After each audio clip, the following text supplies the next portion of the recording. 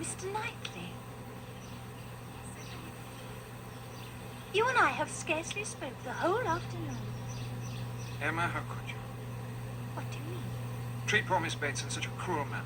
Oh, Mr. Knightley, I was only jesting. Besides, I do not suppose she fully appreciated my meaning. I can assure you she did, and she was very much hurt by it. Mr. Knightley, she is a dear old creature in many ways, but really, you must admit that in her, what is good and what is ridiculous are very finely blended. Oh, I admit it. And were her circumstances the same as your own, I should say nothing of it. But think how far this is from being so. She is poor. She has sunk from those comforts that she was born to, and will doubtless sink further. She should excite your compassion, not your ridicule. You, whom she has known since a child, to laugh at her and humble her before the whole company in such a cruel manner. But Mr. Knightley... Emma. That you of all people should allow the flattery of a moment to cloud your judgment so. Distresses me beyond belief.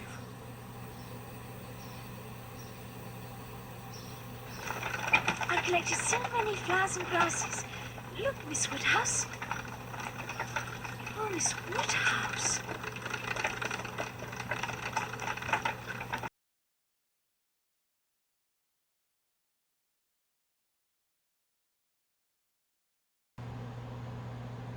Emma, how could you be so unfeeling to Miss Bates?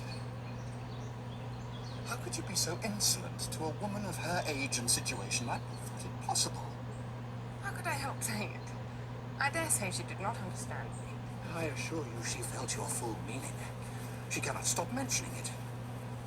I wish you could have heard her honor your forbearance in putting up with her when her society is so irksome. I know there is no better creature in all the world, but you must allow that blended alongside the good there is an equal amount of the ridiculous in her. Were she prosperous or a woman equal to you in situation, I would not quarrel about any liberties of manner. But she is poor. Even worse than when she was born. And should she live to be an old lady, she will sink further still. Her situation being in every way below you should secure your compassion. Badly done, Emma.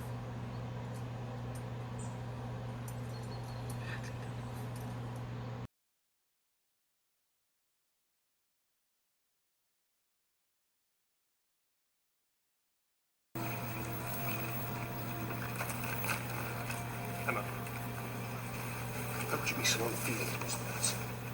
So insolent in your wit to a woman of her age in such a situation? I couldn't help myself.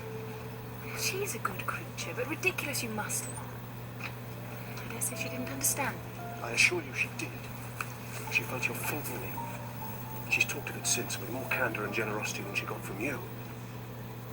When you were a little girl, it was an honor for you to be noticed by Miss Bates. Now it's the other way round. She is poor. She has sunk from the comfort she was born to. And you chose to humble her? To laugh at her openly in company? Her situation should secure your compassion, not your ridicule.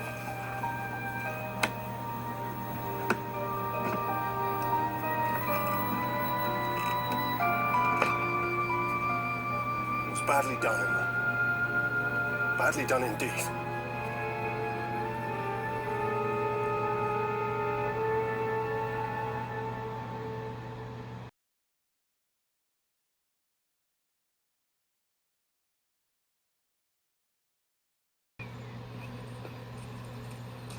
Emma.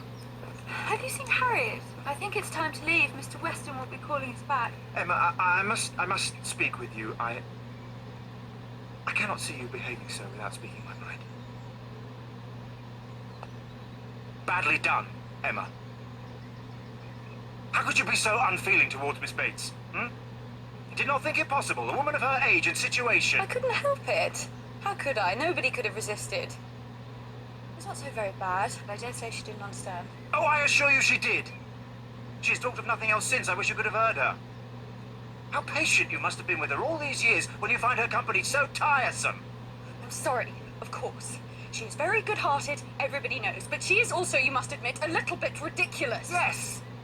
And were she prosperous, were she a woman of fortune, I would allow you some liberties. Were she your equal, but she's not. She is poor, Emma.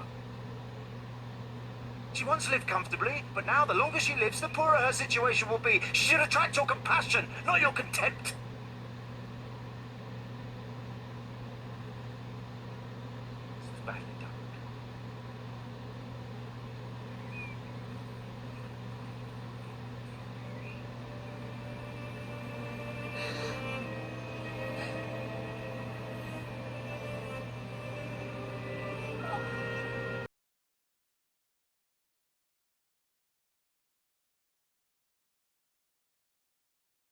Emma, I need to speak with you. Harry, I am not having the best day. No, it can't. It's about last night. Can we please forget about it? Last night was an off night. Everyone has them. I wish that I could forget about it. I would love to forget about it, but unfortunately for us, I can't. Is this about the Maddie thing? Seriously, it was no big deal. No big deal. Emma, you showed zero compassion for a woman that's been nothing but kind to you your entire life. Okay, I think you're blowing this a little out of proportion. All I did was shed some light on the situation and protect the company. Is that what we're calling it now? You completely humiliated Maddie. You said her jams were disgusting in front of everyone. I had no choice. She came up to the owners and their families pushing her crazy preserves on them.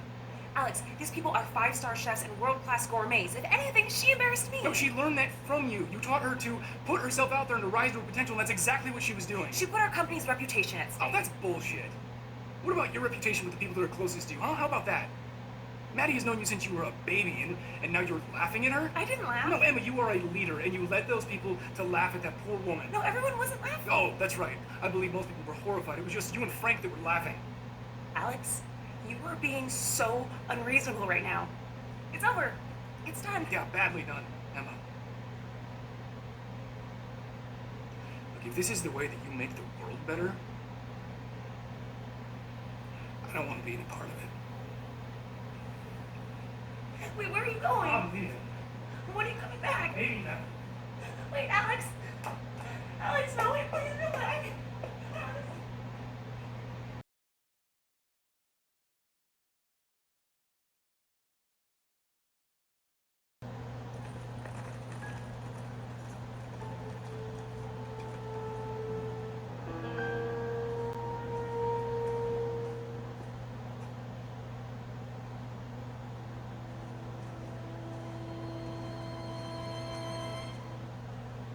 How could you be so unfeeling to Miss Bates?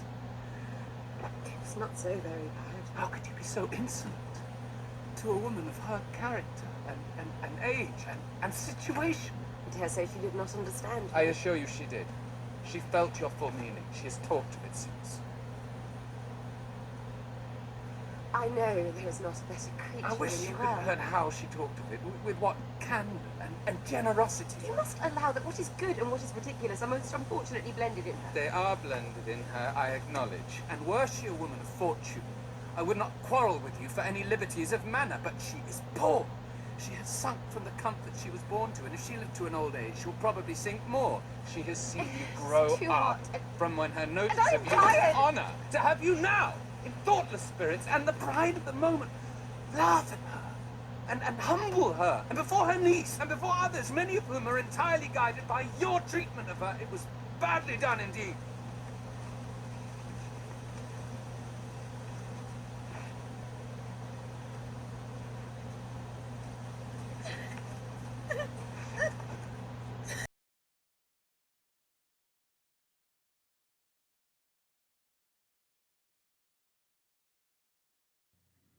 While waiting for the carriage, she found Mr. Knightley by her side. He looked around as if to see that no one were near, and then said, Emma, I must once more speak to you as I have been used to do. A privilege rather endured than allowed, perhaps, but I must still use it. I cannot see you acting wrong without a remonstrance. How could you be so unfeeling to Miss Bates? How could you be so insolent in your wit to a woman of her character, age, and situation? Emma, I had not thought it possible. Emma recollected, blushed, was sorry, but tried to laugh it off. Nay, how could I help saying what I did? Nobody could have helped it. It was not so very bad. I dare say she did not understand me. I assure you she did. She felt your full meaning. She has talked of it since. I wish you could have heard how she talked of it, with what candour and generosity. I wish you could have heard her honouring your forbearance in being able to pay her such attentions as she was for ever receiving from yourself and your father, when her society must be so irksome. Oh, cried Emma, I know there is not a better creature in the world, but you must allow that what is good and what is ridiculous are most unfortunately blended in her. They are blended, said he. I acknowledge, and were she prosperous I could allow much for the occasional prevalence of the ridiculous over the good. Were she a woman of fortune, I would leave every harmless absurdity to take its chance. I would not quarrel with you for any liberties of manner. Were she equal in situation, But, Emma, consider how far this is from being the case. She is poor. She has sunk from the comforts she was born to, and if she live to old age, must probably sink more. Her situation should secure your compassion. It was badly done, indeed. You, whom she had known from an infant, whom she had seen grow up from a period when her notice was an honour, to have you now, in thoughtless spirits and the pride of the moment, laugh at her, humble her, and before her niece too, and before others, many of whom, certainly some, would be entirely guided by your treatment of her. This is not pleasant to you, Emma, and it is very far from pleasant to me, but I will tell you truths while I can, satisfied with proving myself your friend by very faithful counsel, and trusting that you will some time or other do me greater justice than you can do now. While they talked, they were advancing towards the carriage. It was ready, and before she could speak again, he had handed her in. He had misinterpreted the feelings which had kept her face averted and her tongue motionless. They were combined only of anger against herself, mortification, and deep concern. She had not been able to speak, and on entering the carriage sunk back for a moment overcome. Then, reproaching herself for having taken no leave, making no acknowledgment, parting in apparent sullenness, she looked out with voice and hand eager to show a difference. But it was just too late. He had turned away and the horses were in motion. She continued to look back, but in vain, and soon, with what appeared unusual speed, they were halfway down the road and everything left far behind.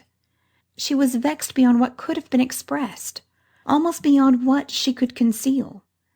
Never had she felt so agitated, mortified, grieved at any circumstance in her life. She was most forcibly struck. The truth of this representation there was no denying. She felt it in her heart. How could she have been so brutal, so cruel to Miss Bates? How could she have exposed herself to such ill opinion to any one she valued? And how suffer him to leave her without saying one word of gratitude, of concurrence, of common kindness? Time did not compose her. As she reflected more, she seemed but to feel it more. She never had been so depressed. Happily, it was not necessary to speak. There was only Harriet, who seemed not in spirits herself, fagged and very willing to be silent. And Emma felt the tears running down her cheeks almost all the way home, without being at any trouble to check them, extraordinary as they were.